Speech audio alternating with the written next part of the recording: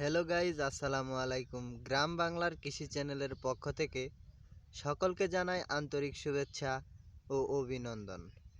সুপ্রিয় দর্শক মণ্ডলী, কিছুদিন আগে কিন্তু আমি একটি ভেন্ডি চাষের ফসলের মাঠের ভিডিও দিয়েছিলাম। প্রায় 15 দিন হলো। 15 দিনের পরিবর্তনে ভেন্ডির চাষ এবং ভেন্ডির ফলন কেমন হয়েছে আপনাদের আজকে আমি দেখাবো।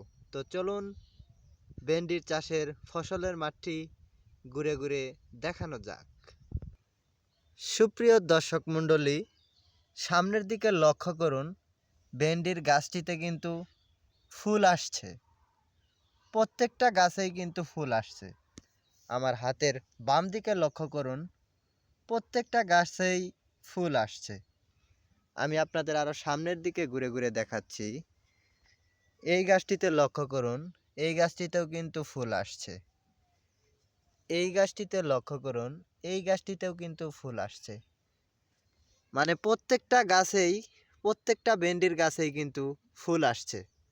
আর কিছুদিন পরেই কিন্তু প্রত্যেকটা গাছেই ভেন্ডি ধরবে এবং ভেন্ডি ধরার সাথে সাথেই কিন্তু কৃষকেরা ভেন্ডিগুলো তুলে নিয়ে বাজারে নিয়ে বিক্রি করবে। তো চলুন সামনের দিকে আরও ঘুরে ঘুরে দেখানো যাক। সুপ্রিয় দর্শক মণ্ডলী, এই গাছটিতে লক্ষ্য করুন, এই গাছটিতেও কিন্তু ফুল আসছে। সামনের দিকে এই গাছটিতে লক্ষ্য করুন, এই গাছটিতেও কিন্তু ফুল আসছে।